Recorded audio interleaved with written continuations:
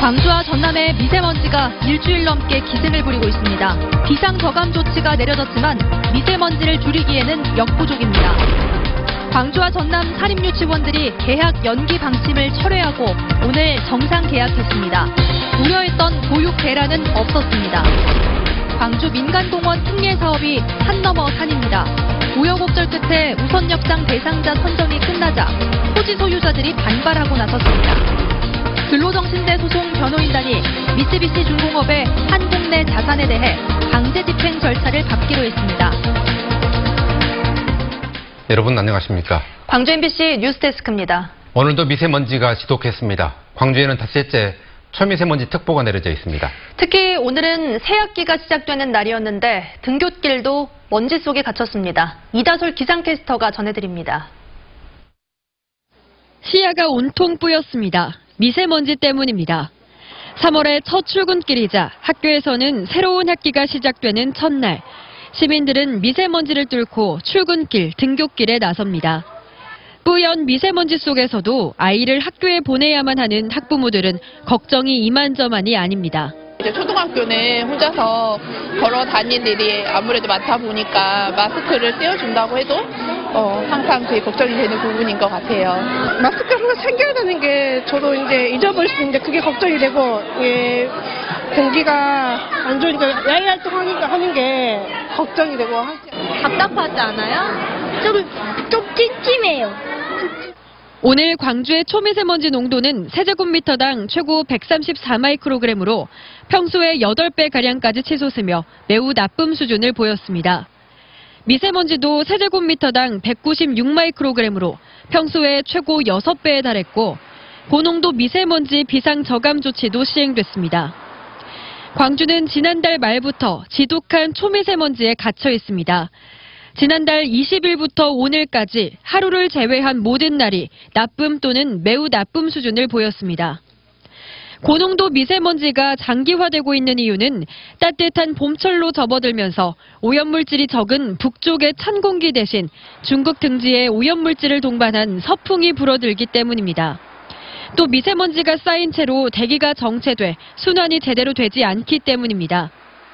오늘에 이어 내일도 국외 미세먼지가 더해지면서 광주의 초미세먼지 농도는 매우 나쁨 수준이 예상됩니다. 당분간 대기가 정체되는 데다 뚜렷한 비 소식도 없어 미세먼지 농도가 높은 날이 지속될 것으로 전망됩니다. 계속해서 미세먼지에 대한 대비를 잘해주셔야겠고 무엇보다 호흡기가 약한 어린이와 노약자는 가급적 외출을 자제하는 게 좋겠습니다. MBC 뉴스 이다솔입니다. 광주시와 전라남도는 내일도 미세먼지 비상저감 조치를 시행하기로 했습니다. 하지만 미세먼지를 얼마나 줄일 수 있을지는 의문입니다. 남궁욱 기자가 취재했습니다. 미세먼지 비상저감 대책에 따라 끝자리가 홀수인 차량들은 드나들 수 없는 광주시청 주차장. 모든 홀수 차량들의 운행이 제한된 건 아닙니다. 운행이 제한된 공무원들은 대체로 잘 지키는 편이었지만 일반 민원인들 차량은 저감 조치에 아랑곳하지 않고 주차장을 드나듭니다. 이 주차장에 그냥 들어가라고 하던가요? 거기서는 뭐 제재는 않던데. 지난달 미세먼지 특별법이 시행된 이후 광주시가 내린 두 번째 미세먼지 저감 대책. 이부제 차량 운행과 공사장 조업 단축에 집중되고 있는데 그 실효성에 의문이 제기되고 있습니다. 광주시에 등록된 66만 대 차량 가운데 비상 저감 조치 대상이 되는 차량은 공무원과 공공기관 소유의 11,000여 대로 광주시 전체 차량의 1.7%에 불과합니다. 절반 정도가 자동차 이동 오염원으로 인한 미세먼지 오염이 되고 있는데 이런 현재 광주는 이제 공공기관으로만 한정이 되어 있기 때문에 이렇게 미세먼지가 심각한 일수가 지속될 때는 조금 더 강력한 정책이 필요할 것 같습니다. 반면 미세먼지 배출의 주범인 자동차 배출가스 5등급 차량은 광주 전남의 8만여 대에 이르는데 등록 차량의 15%를 차지하고 있습니다. 하지만 서울시처럼 배출가스 5등급 차량의 운행을 제한하고 싶어도 광주시와 전라남도 모두 조례가 아직 준비되지 않았습니다. 바로 상반기에 바로 이렇게 될 수 있는 거 할 수 있을 것 같고요. 좀 설치를 좀 하자라고 이제 제안을 드렸었고 그거 관련해서는 좀 적극적으로. 광주시와 전라남도는 올 상반기 안으로 미세먼지 조례를 만들어 대응한다고 하지만 실제 예산을 확보하고 적용할 수 있는 건 빨라야 내년 초입니다. 어디 광주 관문 몇 곳에 설치했다 이런 부분이 결과가 나오면 그 예산을 국비 예산 반영을 해서 내년 초부터 그 부분 작업을 진행할 계획으로 지금 잡고 있습니다. 어느덧 시민들의 일상이 돼버린 미세먼지.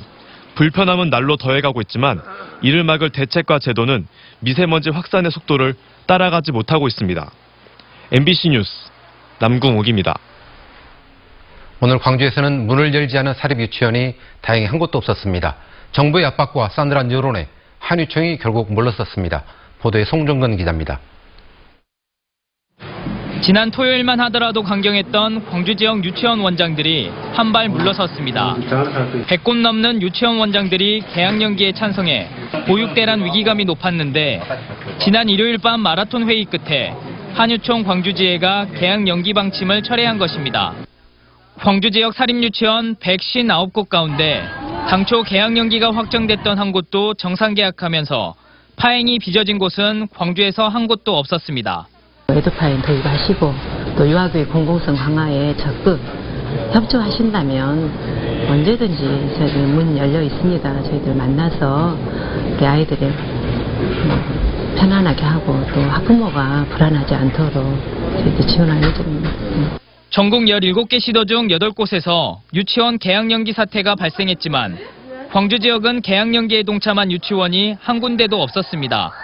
한유총 광주지회가 극적으로 입장을 선회한 것은 학부모를 비롯한 국민 여론의 압박 때문인 것으로 보입니다. 안 되니까 아이들 등원해가지고 이야기를 하는 거잖아요. 근데 어른들 싸움에 아이들이 피해를 입으면 안 되니까.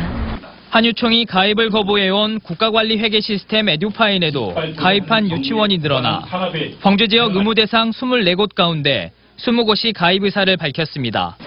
정부의 강경 대응 방침과 싸늘한 여론에 직면한 한유총 소속 유치원들이 집단 휴원 등 강경책을 다시 들고 나오기는 쉽지 않을 것이라는 전망입니다. MBC 뉴스 송정근입니다.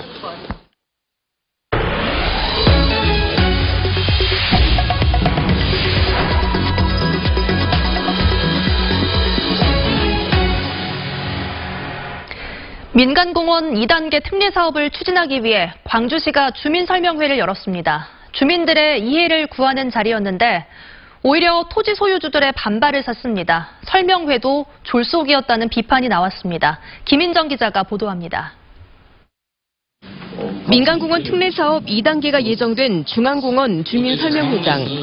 설명회장 대부분을 메운 토지 소유주들은 초반부터 분노를 토해냈습니다.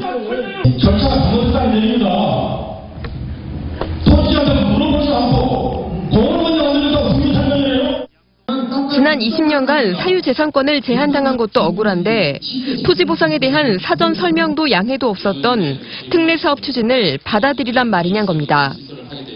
설명을 들으러 왔던 토지 소유주들은 공동 대응을 위한 협의체를 긴급히 꾸렸습니다.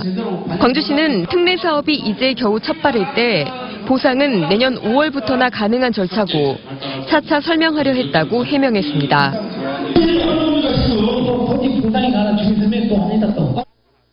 건설사가 공원을 만들어주는 대신 숲 일부가 해체되고 4천여 세대 아파트가 들어선다는 계획에 교통체증에 대한 대비 등 광주시 준비가 충분치 않다는 지적도 나왔습니다. 아파트를 수천 채를 짓고 난 이후에 주변에 SOC를 어떻게 할 것인지에 대한 대책 또한 없습니다. 미래 또한 설계가 안 돼 있다는 겁니다. 광주시는 올해 초에도 특례 사업의 필수적인 초등학교 확보 문제를 교육청과 사전 협의하지 않아 졸속 행정 논란을 부른 바 있습니다. 일몰제 시행까지 1년 3개월을 앞두고 20년간 미뤄뒀던 공원 개발에 허둥지둥 나선 광주시가 시한 안에 특례 사업을 정상적으로 성공시킬 수 있을지 우려를 낳고 있습니다. MBC 뉴스 김인정입니다. 지난 2일에 별세한 일본군 위안부 피해자 고 곽예남 할머니의 추모제가 할머니의 고향인 담양에서 열렸습니다. 담양 동초등학교 평화의 소녀상 앞에서 열린 추모제에서 참석자들은 일본의 사죄를 끝내 받지 못하고 눈을 감은 곽 할머니의 명복을 빌면서 일본의 사죄와 배상을 꼭 받아내겠다고 다짐했습니다. 곽예남 할머니가 향년 94세의 나이로 별세함에 따라 위안부 피해 생존자는 22명으로 줄었습니다. 근로정신대 소송 변호인단이 미쓰비시 중공업의 국내 자산에 대한 강제집행 절차를 밟기로 결정했습니다. 근로정신대 할머니와 함께하는 시민 모임은 대법원의 손해배상 확정 판결에 따른 후속 문제를 합의하기 위해 2월 말까지 교섭 자리를 마련하자고 요청했지만 미쓰비시가 이를 무시했다며 이는 신뢰 구축과 화해의 기회를 스스로 저버린 것이라고 말했습니다.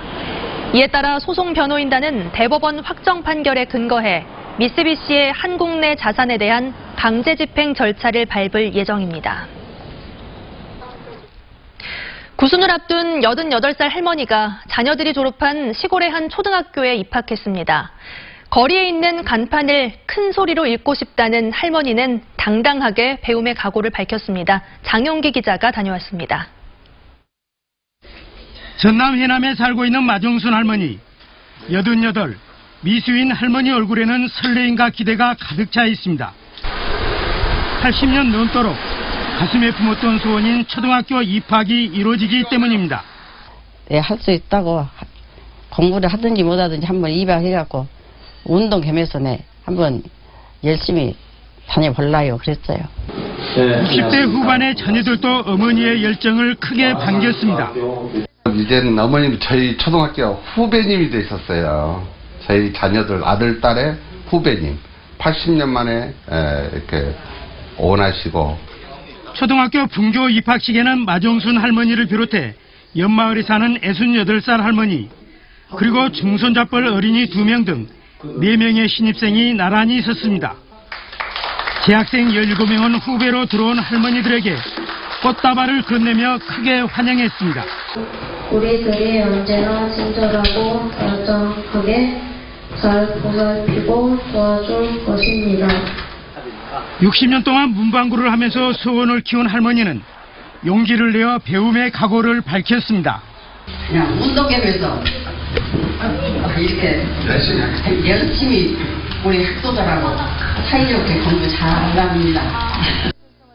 MBC 뉴스 장용기입니다. 갑질 논란을 빚은 더불어민주당 소속 광산구의회 A 의원이 최종 제명됐습니다. 민주당 광주시당에 따르면 최근 중앙당 윤리심판원은 A 의원이 제기한 재심 청구를 기각해 제명 처분이 확정됐습니다. A 의원은 광산구청과 구의회 공무원들에게 폭언 등 갑질을 했다는 의혹으로 인해 시당 윤리심판원에 제소됐고 광주시당은 지난해 말 제명을 결정했습니다. 광주와 전남 시민사회단체들이 남도 학숙에서 발생한 성희롱 가해자를 엄중 처벌하라고 광주시에 요구했습니다. 시민단체들은 남도 학숙에서 발생한 성희롱과 직장 내 괴롭힘에 대해 근로복지공단이 산업재해를 인정했는데도 남도 학숙이 공단을 상대로 취소 소송을 제기했다며 즉각 철회하라고 요구했습니다.